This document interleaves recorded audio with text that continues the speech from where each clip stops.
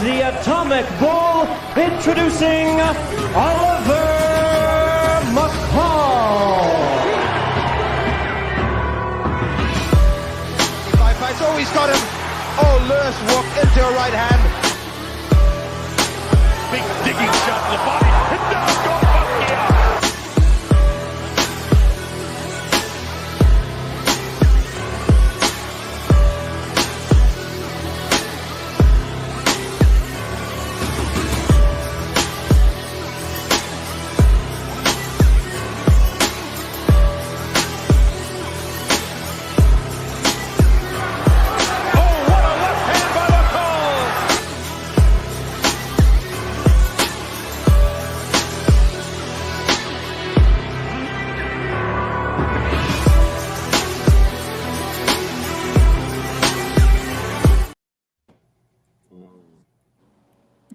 We're live with Skywalker Boxing Media, Team Mo Boxing, no problem. We got a special show today. Let me introduce everybody. We got Papi Chun Yayo in the house. How you doing, brother?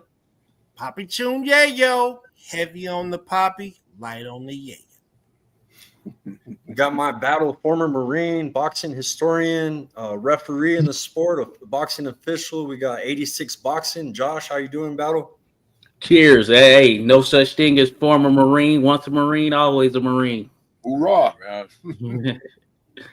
And then we got my co-host, the famous, legendary Witherspoon family legacy. We got Tim Witherspoon Jr. in the house. How you doing, brother? What's going on, guys? Glad to be here another week. And we got real special guests tonight, guys. We got a real special show. We got Jimmy Adams, the owner of Country Box, the man behind the scenes where music meets boxing. We're real grateful to finally meet you, Jimmy. We love your show. We love what you're doing out there in Nashville. And we got a legendary, a former WBC heavyweight champion, Oliver, the Atomic Bull. McCall, how you doing, champ? How y'all doing, man? Glad to be here. Hey, man, I appreciate you coming on. We hear that you got a fight coming up on Tuesday, November 19th on Country Box. You've been fighting for over 3 decades. Much respect. Can you tell us about your fight, champ? Well, it's Curtis Frazier, if I'm not mistaken. Stacy Frazier, my bad. Stacy Frazier, and he ain't a young guy. I think he's like in his 50s too. I think he's 54. He's 54 years old and everything. I wasn't being picky on my opponents. I just want to get a opponent to get warmed up and everything. I had 2 fights in the last 5 years. I fought in 2019 and 2018. I won both of those fights. And COVID came. So since COVID came, that threw everybody out of business for a while. So things getting back on track. And I just want to end my career, in a winning way and start doing some other things with Mr. Adams and whatnot. So I'm looking for bigger and better things after boxing also. But I want to go out with wins, of course. All right. That's good to hear. So this is intended to be your last fight there, Oliver. This is your swan song fight for you. Well, no, this ain't. No, I might fight until I'm 60. I'm 59 now. I turned 60 in April, but I'm looking forward. I want to do 40 years. 40 years of boxing. November the 2nd will be 40 years of professional boxing, and that hopefully by then, if I don't get knocked out or knocked down, I'll be the only fighter in the history of other sport in any weight division to fight 40 years of professional boxing.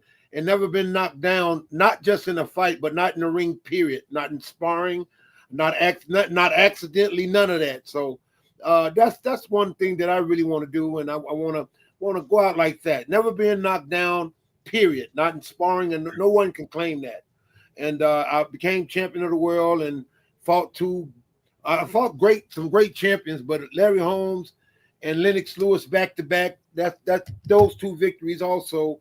I don't think it's nobody in boxing that's heavyweight division in the history that fought 2 top 10 in the history of the sport and won back to back. I mean, I don't think nobody done that. Mr. McCall, now, with no disrespect or anything like that, let me congratulate you on sounding so good right now and healthy.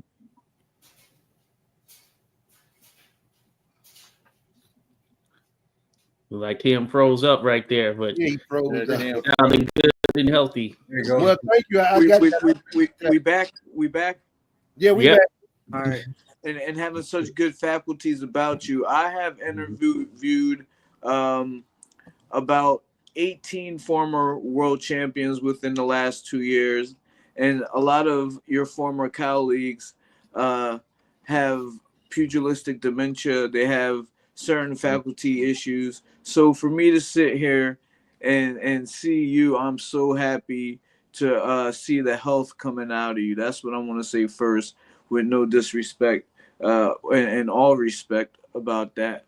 Now you have a big history, and you just explained that. Can you tell some of our viewers, because some of them are might be a little bit younger and they can't remember the Oliver McCall era? Can you tell some of our viewers where it all started?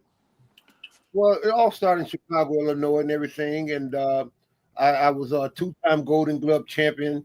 And once I turned pro back in 1987, Don King and Tyson came to a fight in Chicago, Illinois. I knocked the guy out the ring and knocked him out. And I went over to Mike Tyson. I said, I'll knock you out just like that. 2 weeks later, I was in Mike Tyson's camp. And I was there for like 2.5 years. When I first started sparring with Tyson, I remember them giving me a $500 raise because I ran to him and threw the first punch when the bell rang. And Elijah Thomas was my manager back then. He was kind of scared, like, hey, he gonna remember you, the guy that called him out at the fight. I'm like, hey, that's good. I'm that's why I'm here, So I knew he was gonna remember me. Mm-hmm. And, from that day, I was there for 2.5 years, and I learned a lot from Mike Tyson, Kevin Rooney, and this whole camp. And from then, everything just really sprouted out, and I ended up becoming champion of the world from then, though. Yeah. Well, now that you mentioned Mike Tyson, I mean, we'd be remiss to say that you're not getting ready to go and get the first blow again, right? So didn't Mike just set a record, didn't he? He was the oldest professional boxer to get an official one. And yeah. I mean, we didn't even let that live for 3 days before you went over and got the shot off again, right? Well, it wasn't really on purpose. I admire Mike Tyson. Like I said, I learned a lot of things being in this camp and everything, and it helped my career a lot, to get to the point to fight the guys I fought or whatnot. But Tyson kind of came up short. I was expecting, I definitely was rooting for Mike Tyson, as a fellow champion and just the things we went through in the past or whatnot. And I think he's a remarkable champion, of course. But he came up pretty short that night. I don't know what was going on. And Logan Paul didn't look that sharp himself, Jake Paul, my bad, Jake Paul. Shots fired. Hey, man, Mike. You heard that here. He wants to fight Logan. Yeah, I do want to fight Logan. I think Logan that fought Robinson, the basketball player. Yeah. Well, no, that was Jake. Jake. Logan fought Mayweather. Okay. Was that Jake that beat up Robinson? Yeah, that was. I was always a big basketball fan. I was a basketball fan playing high school ball. So when he knocked out Robinson, I'm like, man, I need to whoop him. So So Jake Paul is who I really want to bust his head, man. So I wanted Tyson to win that fight. He just came up short. I don't know what was going on, man. Shots fired. Hey, now you mentioned Chicago there. I like to study the history of the sport going way, way back there. But Chicago has a pretty storied history just overall in the sport of boxing.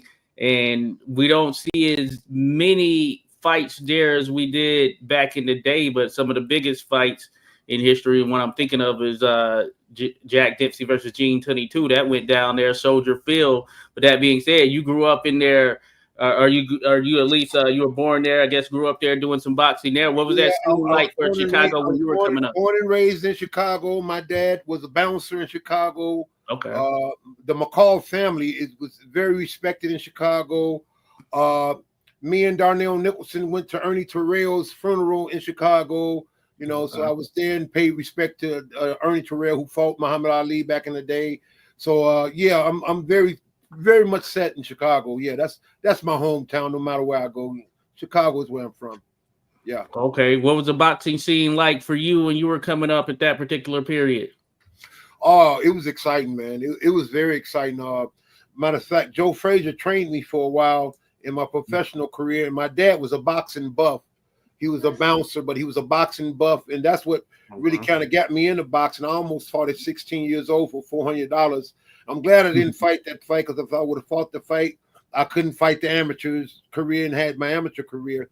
I was 31-1 with 28 knockouts as an amateur, and I lost my last fight as an amateur, and I turned pro and whatnot, and things got to booming from there. But I'm definitely a boxing fan. My family's a boxing fan, and my daughter, Natasha McCall, she became 2-time Golden Glove champion in Chicago. She's like, I think she's about 38. Yeah, she's about 38, about your age, young man. Yeah, Natasha McCall. So I got it. She won the Golden Gloves in Chicago twice. Then Elijah McCall, my son, my oldest son, he took up boxing too for a bit, and he had a pretty good career too. So things, we love boxing, man. It's just a family thing, man. Oliver, I got one more question for you, but to the people that Jimmy, would you mind maybe telling our audience a little bit about you, like what got you into boxing and what your path to where you are now? A lot of people are probably trying to figure out, who's that guy right there? I feel like I've seen him somewhere before. Oh yeah. And how you and Oliver got linked as well. Well, me and Oliver, we've been linked for years.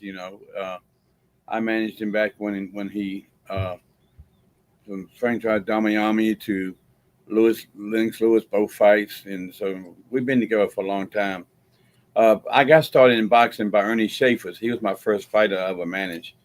I back then I was in professional wrestling, and I met Ernie Schaefer at Las Vegas airport when I was leaving town. He was leaving, and I walked up to him and said, "Man, I love what you do. I love your music."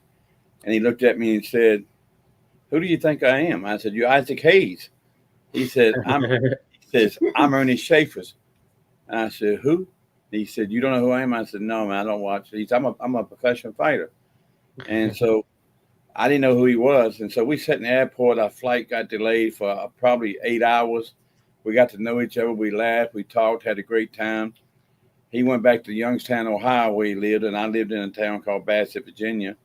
And about 2 days later, he called me and he says, "Hey, I want you to manage me. I want to do a comeback." And I said, "I don't know a thing about boxing. I don't know how to manage somebody." He said, "I'll teach you." He said, "I'll teach you." And so I started off with Ernie Schaefer's and Don King, which I started off pretty good because then with Ernie Schaefer's, Ali, I got to hang around Ali, Joe Frazier, Ken Norton, Archie Moore is still alive, Joe Louis. So I got to hear stories, and that's where I got started. From there, I managed Burt Cooper. I managed James Quick Tillis, Greg Page, Tony Tucker, and done a lot of that with Carl King. Me and Carl King managed together. Been with Don King, ever since '82, and still with Don King today. Don and I talk probably 2-3 times a day, every day. So, and then me and Oliver, actually what happened, I started Country Box. Actually, I'm going to tell you, I got to tell you the truth, how it really happened. I bought a farm out here, and I retired. My wife's a lot younger than I am, and we got three children together. And so I was out on my tractor, which I ain't a farmer, but I started with a little red tractor, with no top or nothing. So when I go out there, it was too cold to ride, or it was too hot, So I went and bought me a John Deere with a cabin, air conditioning, heat, radio. So every time things got heated in the house, as we husbands know can happen, I said, "Well, I'm going outside and work on my tractor." And I go all the way back to the back and park and take me a nap. So one day, my wife came back there looking for me and found me back asleep. And she told me, she said, "Me and the kids been talking. I need to talk to you." And I said, "Okay." She said, "Come up to the house. We need to talk." So I come up to the house and got off the tractor, and she said, "Saturday's your birthday." And I said, "Yeah." She said, "Well," she said, "Me and kids are talking. We don't know what to give you, and it's a special day because it's your big O." And I said, "My big O?" And she said, "Yes, it's your big O, and we want to do something special." And I said, "Well," I said, "we can just go across the road to the other house and have a cookout, hang out by the ponds, and just do something fire pit. And she said, but it's your big O. And I looked at her and I said, Ashley, what do you mean my big O? She said, honey, you turned 70. And most people turn 70, never turn 80. And I looked at it, hit me so hard. It hit me so hard. And I looked at her and I said, I'm coming out of retirement. I'm going back to the fight game. And she said, so because I thought they hit me so hard, I says, I'm not going to wait to sit on this farm to see if I make 80. You know, because every day I'm going to be going, okay, I'm one day closer to 80. So, of course, country boxing kept me busy. So I got in touch with Don. I told Don, I said, Don, I'm coming out of retirement. I'm going. And he said, what are you going to do? I said, I'm going to get back in the fight game. He said, Brother Jim, he said, boxing's down in the toilet right now. And then he said, coming back, he said, don't be like an old fighter and come back and can't succeed at anything and can't do what you done.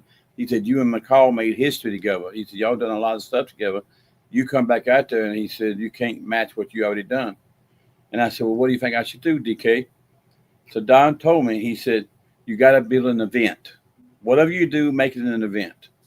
Then I started thinking, well, I know all these country singers. I'm going to create Country Box, where music meets boxing.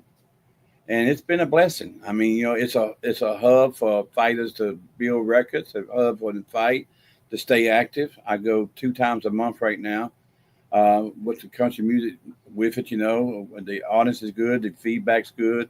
I'm on USA Network. I'm on USA Today. I'm on True TV Plus. I just signed with Do Your Media. I've got a producer from NBC coming in for the show Tuesday night and wants to see it live. You know, wants to come in and feel what it live is. And so, but it's been a great avenue for fighters to fight because, you know, now everybody looks at these mega promoters and they look at the mega promoters, but they got nowhere to build a record. They got to go right into wars and this and that. And so that's what I created, which also it turned out to be bigger than what I thought it was going to be because it's also a platform for country music singers to be seen too before they get the big hit. Mm-hmm.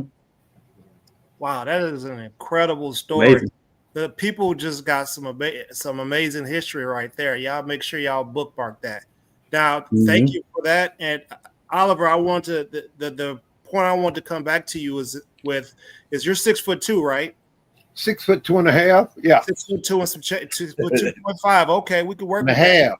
Can you please explain to this younger audience what the difference between the heavyweights of your time versus the heavyweights of our time and the skill level? Because at 6'2", they would probably consider you a very small heavyweight right now. Right. Well. No, I like fighting bigger guys. Matter of fact, even back then, you know, some of my fights I fought guys like Henry Akawande is 6'7". I knocked him out in the last round, the 10th round. So I like fighting big guys, taller than me. But the difference is more or less the skill level. You know, Joe Frazier did train me for a couple of years and everything, and Rich by me training with Georgie. Oh Lord Jesus, Joe Frazier, and who else? Georgie Benton, because Georgie Benton trained Holyfield and them.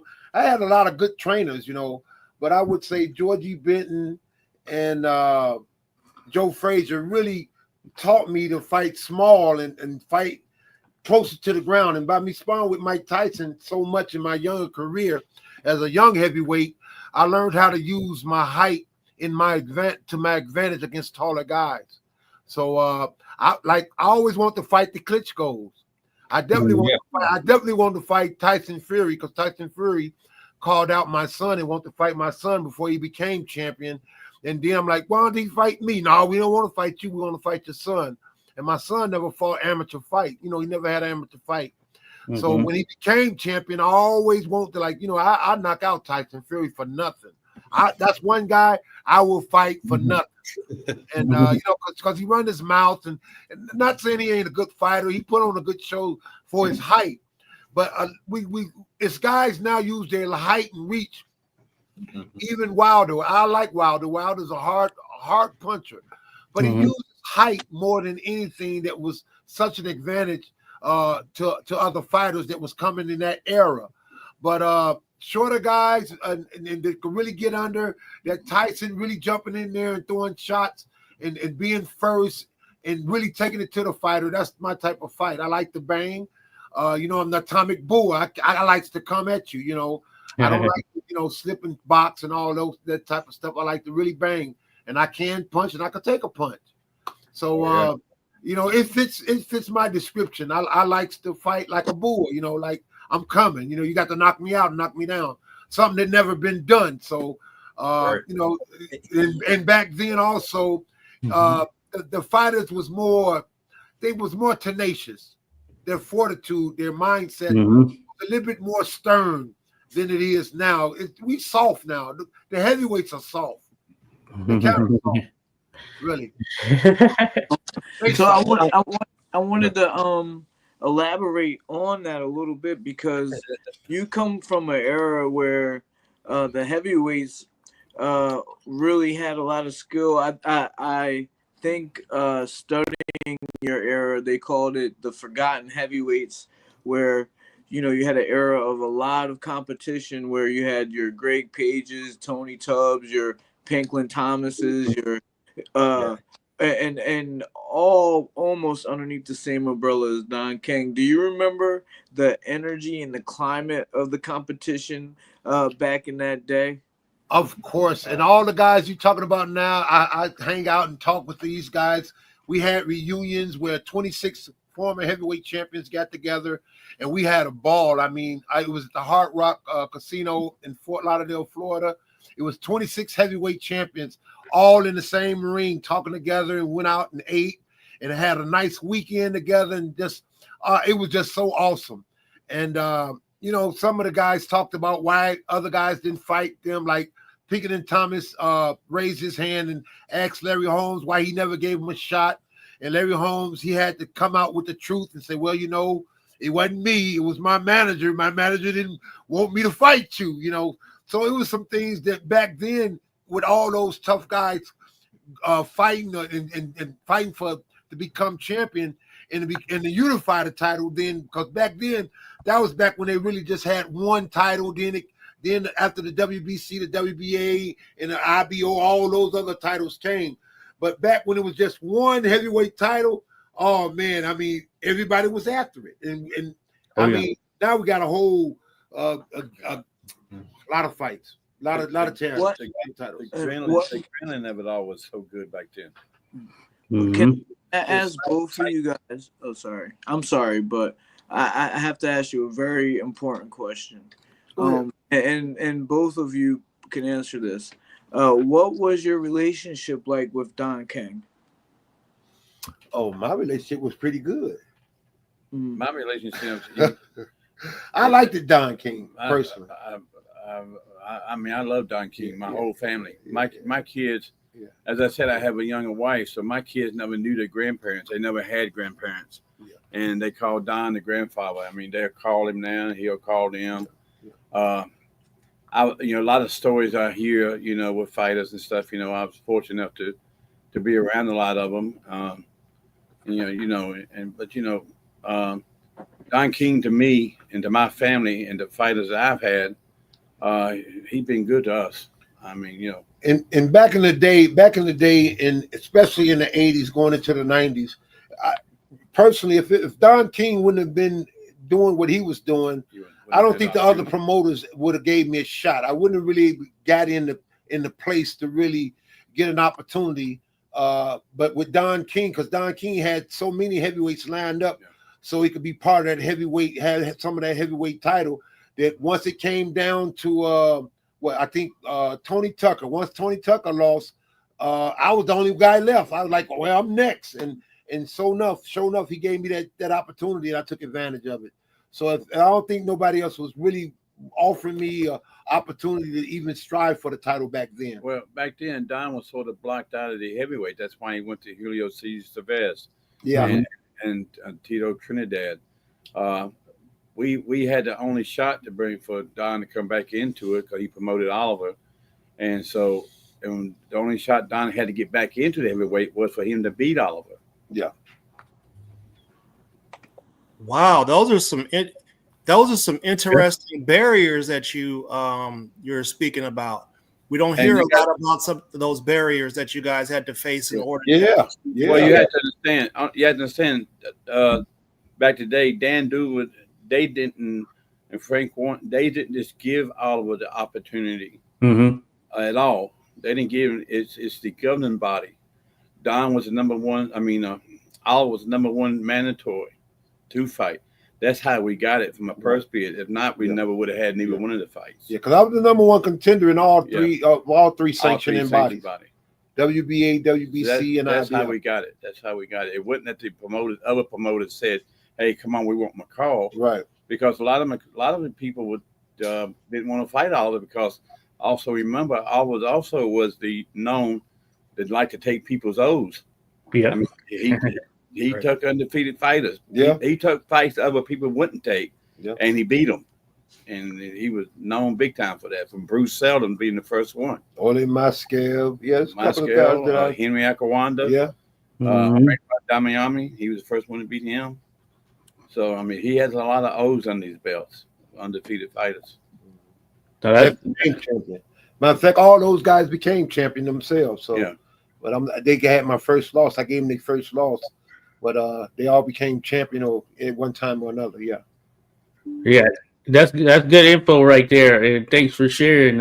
Definitely, Jimmy. Yeah, just thinking about it, and I think about back then and kind of how the networks played a major role in things as well, as far as what was getting out there. What are your thoughts there, Jimmy? Just as far as where things are now. So you're doing this, and I'd imagine, like you said, a bunch of the networks have been reaching out and all of this stuff, but you kind of just built it from the ground up on your own there. That method or what you're doing now, do you feel this is more or better for the sport than, say, kind of how it was previously? Well, back in the day, man, boxing was good.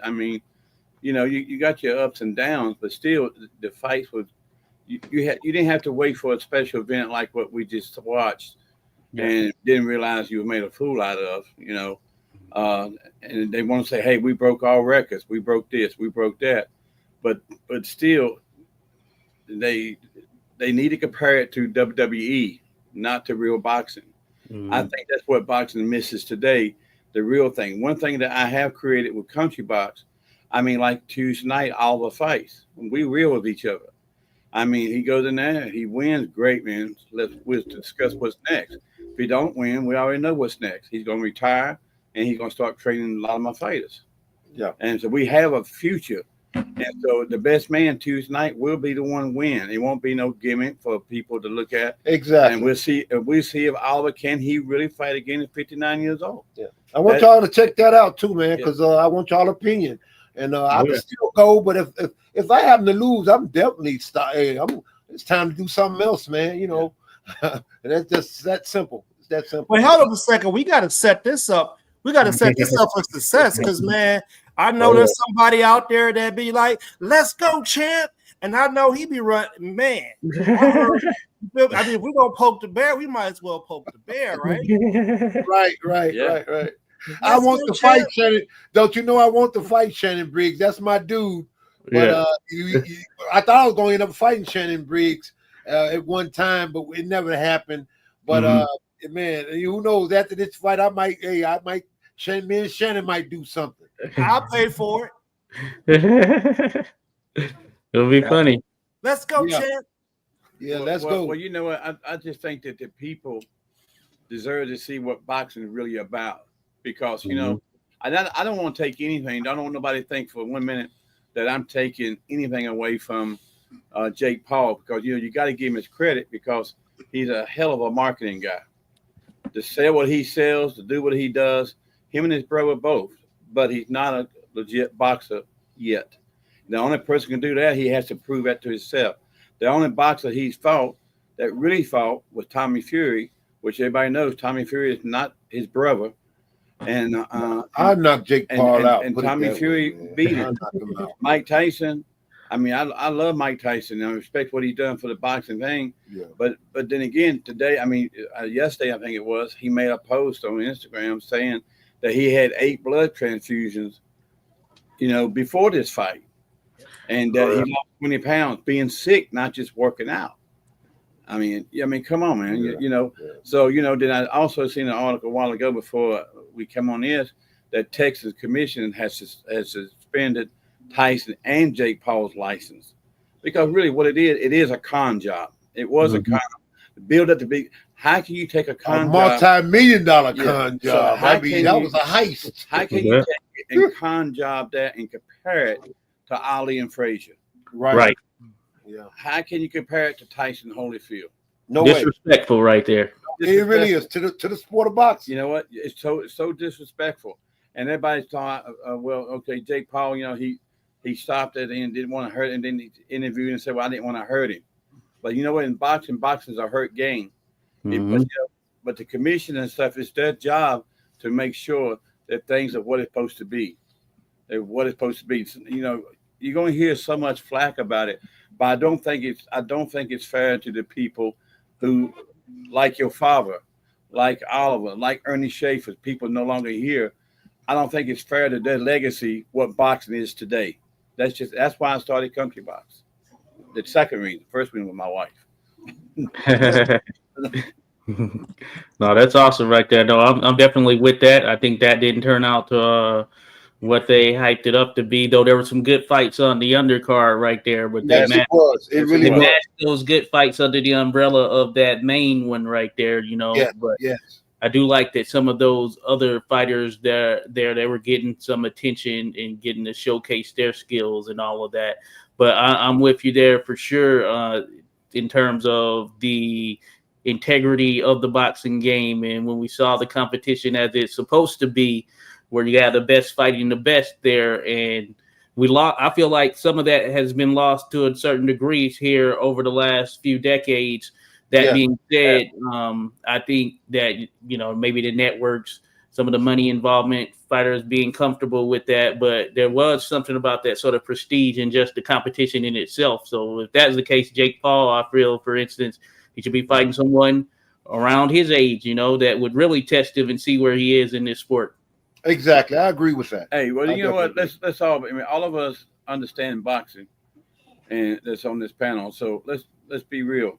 There's a reason Jake Paul's not fighting in Las Vegas. There's a reason he's not fighting in New York. There's a reason he don't fight in California. I mean, let's be real. Yeah. When you fight there, you're gonna fight. Yeah. Right. You're gonna fight in them places. No nonsense there. With no nonsense there. Yeah. And like I say, I can't take that away from his marketability, but he's being smart. I mean, he's making his money, but it's at somebody else's cost, which I don't think is fair. I don't think it's fair to the sport of boxing. Yeah. And like I say, I mean, I've had a lot of upsets at my fights. A lot of people bring their fighters in here and want to get a win, and think they'll get a win. And I mean, I've had people come in here with and they told me I got $1 million in this guy. And, bring them over from the Olympics and stuff like that, and come here, pro debut, and gets knocked out in the first round by somebody from West Virginia. I mean, I don't. From the hollers. From the hollers. We try to warn people about them hollers. Exactly. I've had upsets, but my fights, man, they're what they are. If it comes out, if you win, it's because you won. You earned it. I don't, and I think that's what boxing's got to get back to. And I'm honored to be the one to get it started. I just wish it's just like say I just got a text from a very important person to let me know, hey, all the big boys are starting to follow you. Now they're adding music to what they do in that itself. Oh yeah, entertainment. But the thing, what's happened is, doesn't matter what they add. They're not doing it as regular as I'm doing it. I do it 2 times a month and get ready to go every week. And so, and then another thing too, you got to understand the value of the integrity of the fighter itself's got to mean something besides for the promoter or manager or for the networks. The networks try to play promoter all the time, which was supposed to be a bad thing when Don King done it. When HBO, Showtime, you know how it all started. Oh, yeah. I mean, next thing the network's going to tell you what you're going to do and not do. And fortunately, I'm not caught up into that. I mean, I just I give my program away. I don't sell it. No, it's not a network at all right now that I'm on. I've got access over 685 million viewers, but I give it away. So can't nobody say, well, he's making a ton of money on that, because I'm not. You know, I'm building fighters. That's what I'm doing. Nice. So- So if we go back to talking about the Jake Paul, Mike Tyson fight for a second, my understanding is you think that it was fixed, or you think that something nefarious happened. With your expertise, can you explain to us what you think actually happened behind the scenes? I think me personally, it's only my opinion. Yeah. I think it's a WWE. You got to understand, coming up to the fight, go back and think. I mean, you can Google it and see it. Eddie Hearn said after the female fight, he was leaving the arena. He would not be part of that fight. Mhm. You know, and Jake Paul called him all kind of names and everything because he ain't going to stay in it. But he said, I would not be part of this fight with Tyson. And then it made me start wondering then when he started doing that, well, why? But then, but listen, on the third round, all of us that knows boxing knows that Tyson didn't have no balance. Jake Paul could have knocked him out. Yeah. Anytime. Yeah. He didn't. Yeah. It was carried. He carried him. He carried him. Then he said how much he loved Mike Tyson. I mean, listen, we all love Mike Tyson, but we all love the sport too. So you can't look one over the other because Tyson is boxing. Supposedly, he is boxing. He is one of our legends. You know, he is the man that changed boxing back in that era also, before prison and after prison. Mhm. And Jake Paul, what legit fights he had? He fights people who's over the hills. He fights people. I mean, the only one he's had, the close thing he's had is Tommy Fury. And what's Tommy Fury at today?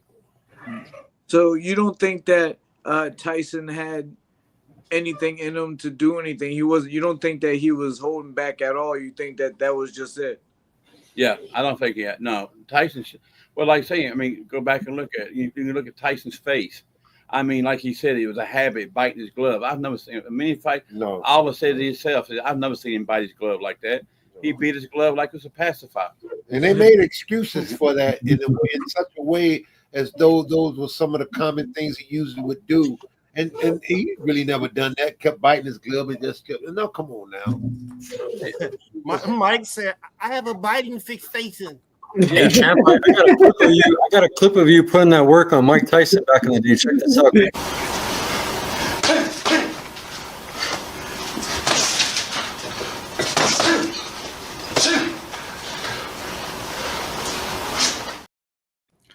Man, I was in Tokyo, Japan. When I sparred with him in Tokyo, Japan, I remember the cameraman coming to me after that and say, "Oliver, we sure wish you was fighting Tyson instead of." Yeah. So yeah. We gotta clear this one up too. Hold up a second now. Mike Tyson was my idol growing up, man. Yeah, a whole lot of feelings and hearts was broke when he got slapped. Are the rumors true? Was there some concussion? Should somebody have been in the concussion protocol prior to the fight? Was there a concussion? Jake Paul? No, I'm talking about when Mike Tyson took his loss for the first time in history. Yeah, did you rough him up there, Oliver? Was there? No, with Buster Douglas? Yeah. Oh no! I didn't spar with. I sparred. That was the last time I ever sparred with Tyson. Was for the Buster Douglas fight. We was in Vegas, and they actually deducted me $500, and I got upset. And I said, I'm only gonna go 4 rounds like all the other sparring partners, because at that time, that was the 7th title defense that I was there, and I would spar like 6, 8 rounds. Everybody else would only go 4 rounds, and they deducted me. Aaron Snowell and them deducted $500 because I had just lost the decision to Buster Douglas right before Tyson. You know, Buster Douglas fought me right before he knocked out Tyson. So when they was laughing at me one day saying, "Oliver, it could have been you fighting Tyson instead of Buster." I said, "I'll be whooping your ass every day, man. You better not underestimate Buster." Not knowing even to go and get knocked out by Buster Douglas. So I didn't go. I did not take that trip to Japan for that Pacific fight. That's when he first went to Japan. The fight of that clip there you just shown. and that's when Greg Page knocked him down right before he got knocked out by Buster Douglas. That's the sequence there of that. Yeah. I knew it. Yeah. That's interesting to know right there. Now, yeah, it's thinking about that. Yeah, Oliver, just thinking about it. When your name comes up, people say, "Oh yeah, he's one of the top guys from back then," and all of that stuff. Now you lost to Douglas in that contest beforehand. Now, just thinking about it from your perspective, you being you here with us, letting us know in terms of leading up to say that Douglas fight, were you focused going into that contest? No. See, that was at the time. That was one of the guys that I did. It was two guys I didn't want to fight at that specific point because I only had like 14 fights as a pro. I didn't want to fight Razor Ruddock and Buster Douglas. Those are the only two. And then they end up getting me Buster Douglas, and I was sparring with Mike Tyson for Buster Douglas. That didn't match. I'm sparring a guy 5'10", and I had to spar Tyson every day. And then I got in there to fight Buster Douglas for the real fight. So that whole sequence was done backwards, and it was just done backwards. I should have got my own sparring partner. I should have had my own training camp for that Pacific fight. And I ended up losing it. And then if you see the Buster Douglas fight, that was a close fight. Matter of fact, I staggered Buster Douglas a couple of times in that fight, which that fight was definitely closer than when he fought Tyson because he knocked Tyson right out. Yeah. In that 10th round. But yeah, I shouldn't have fought Buster Douglas not that early in my career. Because Buster Douglas was real good, real slick. I think he beat another guy named Mike something, knocked him down with a jab, big muscle bound guy. So Buster Douglas at that point in my career, I shouldn't have fought Buster Douglas. No, not at that time. No, that wasn't the wise move. Not to be sparring with Mike Tyson for that fight. And go back and look. A lot of Oliver's fights too, that he's got the losses on. A lot of them, if you rewatch the fight, it's contradictory. I mean, on a lot of things. Oh yeah. I mean, they were close fights. The ones he lost were close fights. I got a couple questions from the audience, champ. One of them's Irish Chris asked you who hit you the hardest in your career. It had to be Frank Bruno. My first time leaving the United States, I went to London to spar with Frank Bruno when he got knocked out by terrible Tim Witherspoon. Yeah. And I was Frank Bruno's sparring partner, and I remember I hit him in the eye and I swole in his eye, and I thought he was gonna fire me, but they didn't, not knowing that I'm gonna end up fighting him in my title defend my title for the second time. And he hit me in the eye the first round, and that was one of the very few times I had a swollen eye in my whole boxing career, because I only had a swollen eye maybe 3-4 times out of the 39 years. Oh yeah. You mentioned that you mentioned that you've never been knocked down. You just mentioned that you only had a couple of bruises every now and then. What do you attribute to that? Do you attribute that to a trainer, or where did you get that skill from? Well, something for real. I got it from a whole bunch of trainers. Richie Giacchetti, Willie Rush, Georgie Benton, Greg Page. I had a Manny Stewart, but Manny Stewart trained me. When Manny Stewart trained me for a little while, it was like a real short time, maybe 6 months or so throughout that. But Joe Frazier, Val Colbert, Willie Rush, Richie Giacchetti, who trained Larry Holmes, he really put a lot in me. And who else? Greg Page. So it was a lot of guys that all together kind of put a lot of, and of course, there's a lot of guys. I have to say, Georgie Benton really took and even today, and I watched all of him sparring last week. his defense he's got good defense. And Georgia Benton, that's one thing Georgia Benton was about, defense. Yeah. He So my defense is really good. Good. He got real good defense. Where I know how to pair punches pretty good. My timing and distance and range is real accurate. Where you won't keep on hitting me upside my head. Believe me, I will make some changes. You know. Oh yeah. Hey, and speaking of that, there, Oliver mentioned Georgie Benton.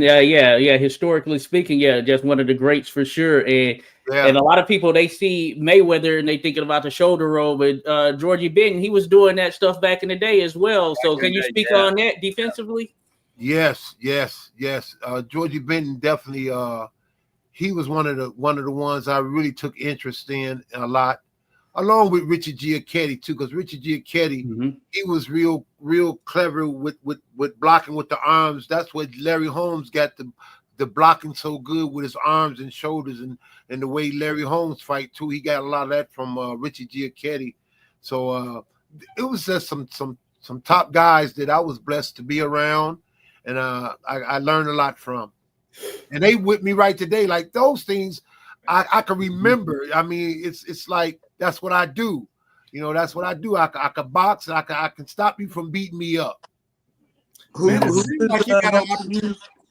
Seems like you got an opportunity to beat up on some guys that you had to spar with to prepare. It seemed like there was some get back going on there. Well, yeah. Well, somebody got to take it. I wanted to hop in on there and ask you who was helping you prepare for this fight. Are you training yourself? Well, I'm kind of training myself, but it's some guys. Steven, this guy named Steven Grant. He's helping me a little bit and everything. And then what's the guy that the guy I spar with? Curtis Harper. He's helping me out a little bit, and he's a journeyman, but he can fight. And I've been helping him out with some fights with his style. Matter of fact, he's fighting on the 3rd of December, coming up 2 weeks later after my fight. So he's going to be in my corner, and he's helping me with. So between Steve and Curtis Harper, you know, I could get the job done. Then I done learned so many things myself that I've learned to train myself a bit. Yeah. Oh yeah, that's a good guy, man. Everybody knows Curtis. Hey, Curtis is an interesting fella. Y'all know Curtis Harper? Oh yeah. Yeah, so he was in the gym with me today. I like Curtis Harper, man. And since I've been training Curtis, because I've been training Curtis on some stuff, and I really like Curtis, man. I like working with Curtis, man. He's a cool dude too. That explains a lot, because I feel like he ran across the ring and got it done early. He knows Curtis got it done early. And also every time Olive's in the gym, like you say, we got these fighters, we got these Cuban fighters, and man, every one of the Cuban fighters has done glued to Oliver. And even though some of them can't speak, they trying to. I mean, they all just embrace him, man, and try to do everything they can do to. I mean, it's really a good atmosphere for what we got created here. You come in, everybody helps everybody. Yeah, which is really good. Got a great table, man. You got good fighters. You know, we can always expect to see them on each card every time you do a show. Thank you. And we gotta know your fighters pretty well, huh? Yeah. Oh, Skywalker, man, I think I just figured they're building cyborgs down there. You got these fighters who don't know how to use their delivery systems to sit down and hurt bigger punchers, and they're getting trained by one of the best to ever do it. Yeah. See what you're doing down there, Jimmy. I was wondering what was happening with them. You know what? We got this heavyweight, Fernandez Cruz. Yeah. You know, he's going to be a champ someday, but Oliver talks to him and helps him to set down on his punches. I mean, he's big and all, but the one thing he lacks, he's got power. He just rather stay up on his feet and box more. But Oliver's teaching it. I mean, Oliver has helped everybody some down there. I mean, like I say, and then these Cubans, you're going to be very surprised on the next fights and all of them coming out. You know, even Isaac Cambella. Yeah, they learning. They undefeated fighters too. So yeah, but it's some basic certain things that they need to add to their repertoire to be a better fighter. You know what I'm saying? And Oliver picks it out to him. And like I say, that's what Oliver's. Boxing is not his main thing. Is also getting ready to train fighters and be part of making some of these new fighters world champions. Yeah. He's been Hey, there. Oliver, tell them to stop watching their work. They watch their work a little too much. And you know what?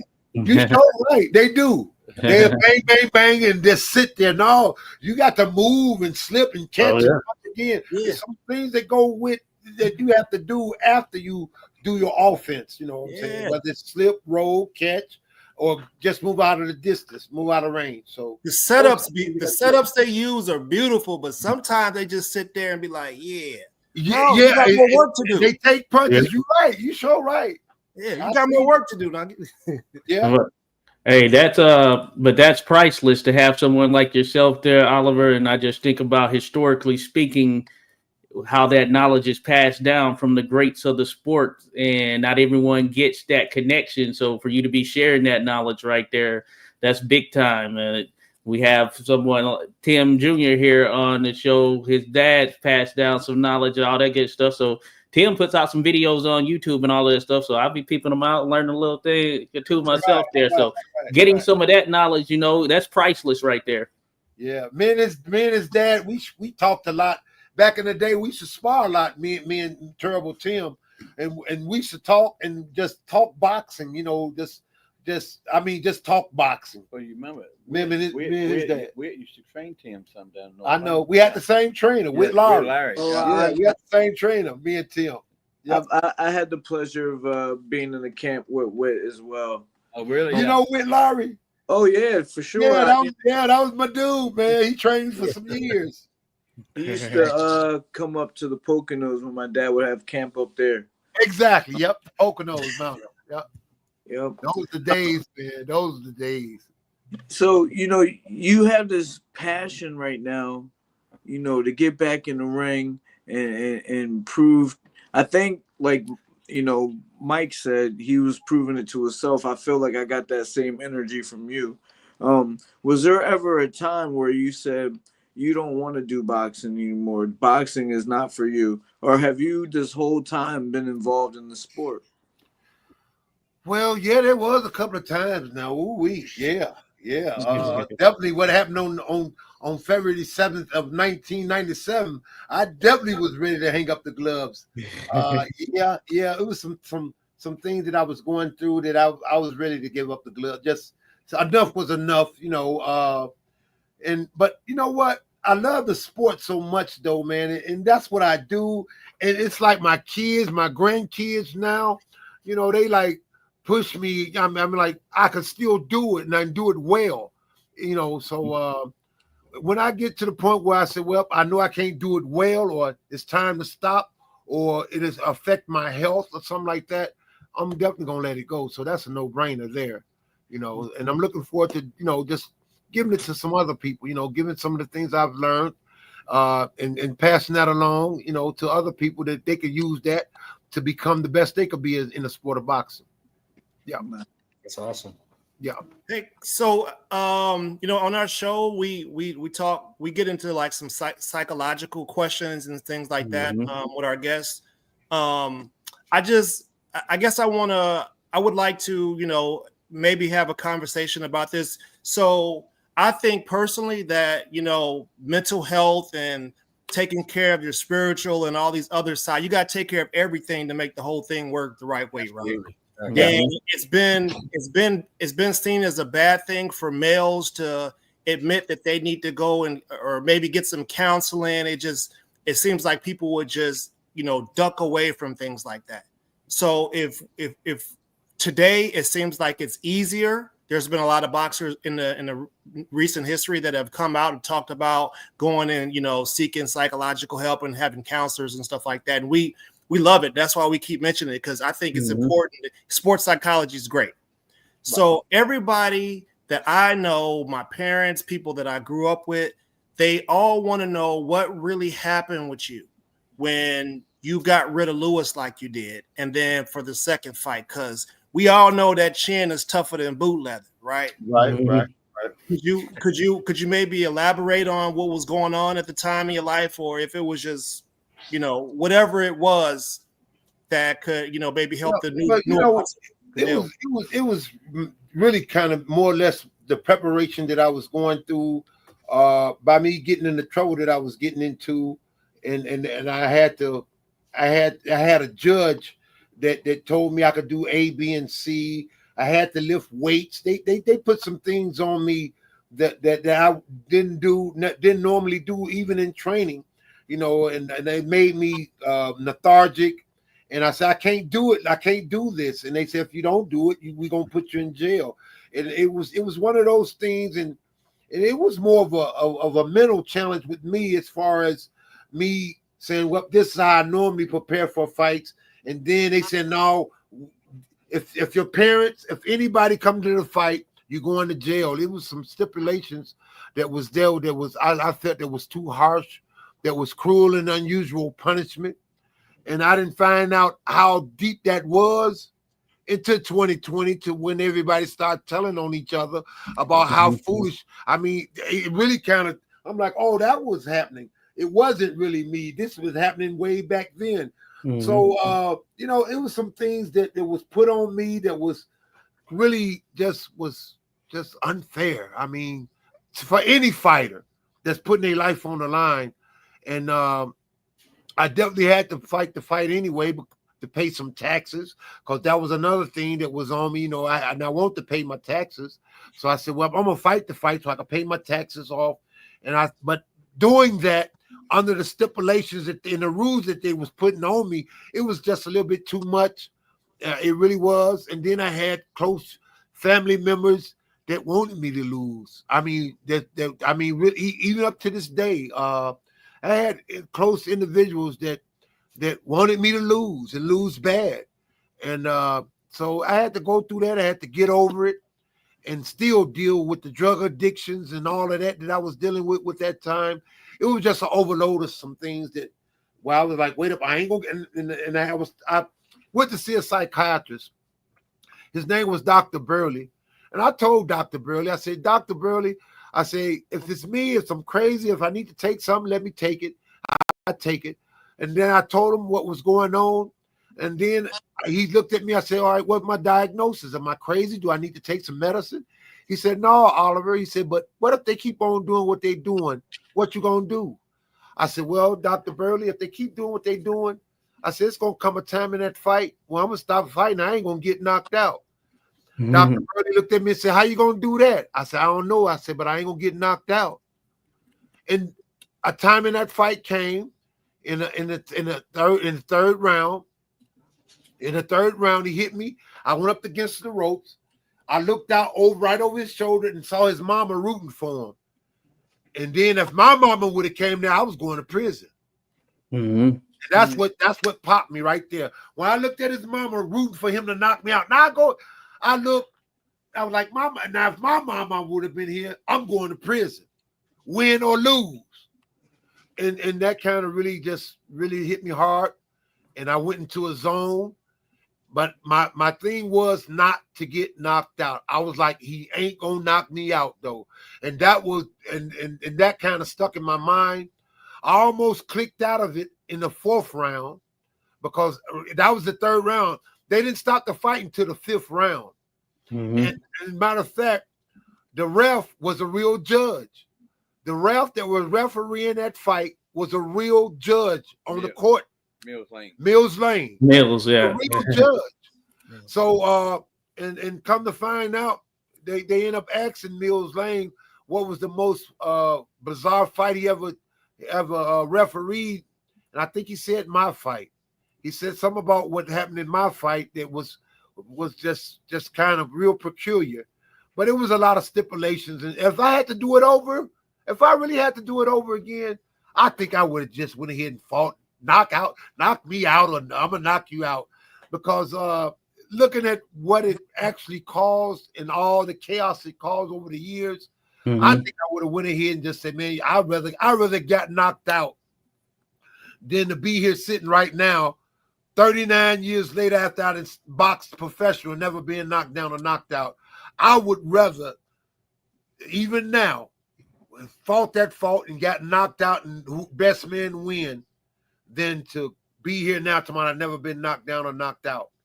I think I would have done it different, but that's it's too late.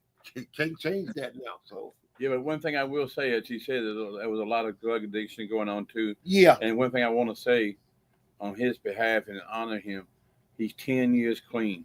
Well, 12. 12 years clean. 12. Congratulations, man. Yeah, I got a dozen without that craziness, man. Yeah. And so that's a blessing, man. That's awesome. Good champ. Yeah. Hey, listen, I've been one of the larger components of the whole marijuana thing, right? And so we know that there's medical and medicinal purposes, and there's such a stigma associated with it. But back in those days, people had to self-medicate because they didn't have any other avenues.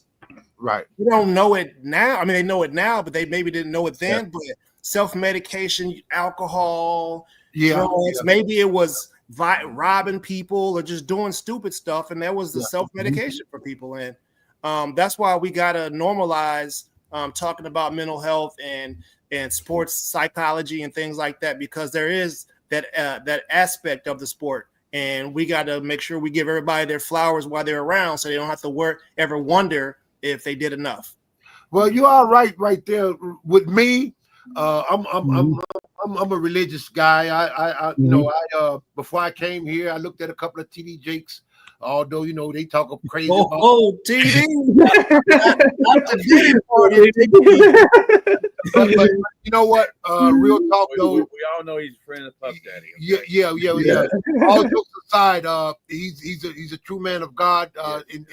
From my experience and from what he preaches and everything, and it's just that I stay in the Word. I stay in the Word of God.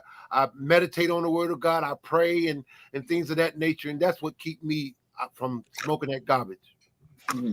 Hey, but no, we appreciate you sharing that there. I think and Ernest bringing it up with the mental health piece of it. I think that's a huge thing, and hearing it coming from you, that shows that, hey, you can view someone as Superman, but that doesn't mean that they're not going through their own things, That's right. Yep. Amen. Good stuff there. And real quick, I just want to say, so yeah, Jimmy, one of these days we're gonna have to get out there and do one of these little country box things live, because we like what's going on right now. I wish I would. Love for you too. I think y'all like it, man. Yeah, I think y'all like that. I think it's a good place for Tim Jr. to come. I really want to start talking about that right now. Yeah, bring your dad down here with you, man. We have a good time, man. Y'all have a ball. It's nice, man. It's nice. Mr. Adams. It's real easy, Tim. It's the first and the third Tuesday of every month right now. I want to do what Mr. McCall's doing, and I want to fight.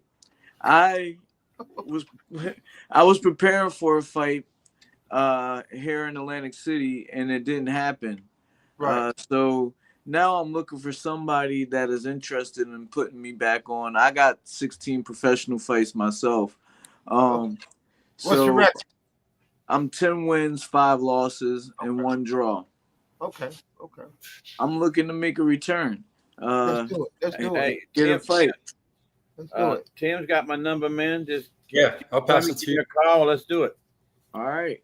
I help you out. I help you out on the training. You can come down. You be like family here. It's all good. I want to be your co-main event. Okay. Hey, ain't no We problem. can make it happen. We can make that happen. That's what I want to do. We're gonna do big numbers on that next card. Let's do it. Let's do it. Are you in Let's shape go, now? champ. I'm in shape now. I own Witherspoon Boxing and Fitness. It's got a boxing gym. Yes, and I train fighters, but for the last 4 months, I put in a lot of work. I lost 24 pounds myself. I'm training every day. Last week, I just did my first 10-mile run in about 2 years. You in Atlantic City? I'm in Philadelphia. Okay. With Georgie Bentontown. Okay, I got it. And yeah, man, I'm just ready for somebody to give me the opportunity. I'm training every day. Well, we're giving that to you now. Just let us know when. Come on You down. guys, I'm putting this out on all social media. I'm gonna be on Country Box coming up soon. Yes, sir. You got it. Looking forward to seeing you. And make the whole crew come down and watch it now. Oh, for sure. Yeah, we'll come through. We'll come through for sure. I got to fly from Albuquerque, but I'm the farthest. I'm the guy in the west. So yeah, I saw Oliver with a Country Box baseball hat on. That was looked like y'all might have some extra of those, huh? We got some. Yeah, we showed you where to go. Yeah, that's a nice little hat you had there, sir. You know. Yeah, I forgot where I put it. Yeah, I sure did have it. Some good I like them Country Box hats. I know what you're talking about. Country Box. Yeah. And Jimmy, we've been following. I mean, we've been watching. We watch all the weigh-ins. We've been following your shows. We appreciate you giving us the ability to stream in and bring a different audience over to what you have. So I appreciate you guys, man. I really do. I appreciate. Yeah. I just want to try to give boxers and bring back some of what yesterday used to be like, and like I say, and so I know you're gonna be watching the weigh-in tomorrow, correct? 4:00 tomorrow. Yeah. You see the champ weigh-in tomorrow. Yeah. We're gonna be tuned in. Yeah, come on, check it out. We're gonna have to get you some big burly bouncers to separate some of those rowdy individuals. Yeah, there's something else down in Country Box. They have a good time. Got some wild weigh-ins, Jimmy. Yeah, we have fun. We have fun. Yep. So, guys, before I cut out, I just want to say, Mr. McCall, I really appreciate, that knowledge that you dropped on us today. You too, Mr. Adams. Thank you very much. We have a lot of shows up here. Sometimes our shows get a little bit out of control. Sometimes our shows, we get a lot of information, a lot of education, and getting it from the people that came before us in the game, a generation before, is something that you can't pay for. So I appreciate that. I also really do hope we can do business together and get that done. Let's keep in touch, guys. Yeah, Tim, give you my number, man. Let's make it work. Let's make it work. We're going to do it. Yes, sir. I'm going to get my rest so I can work out tomorrow. I'll see you guys next week. Have a blessed. God bless everybody. Damn. All right. Thank you, Champ, for coming on. Thank you, Jimmy. Yes, sir. Yes, sir. It was a great show. Appreciate it. Yeah. Tune in Tuesday on Country Box on YouTube, Facebook. They're on Fight TV. They're everywhere, man. They're going to be live streaming the Champ's fight. Oliver McCall be in action, breaking Mike Tyson's record. That record only stood for 3 days, and Oliver McCall. I'm gonna break the record with a win, though. I want a W. Yeah. Well, good luck, Champ, on your return fight, man. And Jimmy, let's keep growing Country Box. We're behind you. Everybody follow Country Box on all platforms. And thank you guys. Thank you. All right. Where can they find you, Champ? Huh? Where can they find you at on social media? I don't know. I don't have no social media. Yeah. You have an Instagram? Oh, Chris, gonna have a. He gonna have it set up. Yeah. Okay. Yeah, Atomic Bull. I have him on Instagram. Atomic. Just look up. Type in his name and Atomic Bull. Man. Yeah, we're gonna get it hooked up. And shout out to Christy Barton. Yeah, getting us these 50-50 matchups. That's what we like to see right there. Yes, hey, sir. listen, if you're an OG boxer and you want some of that action, make sure you get that TikTok cracking, and we'll help you promote it, baby. TikTok. Yes, sir. All right, y'all. All right. Good night, y'all. Appreciate everybody.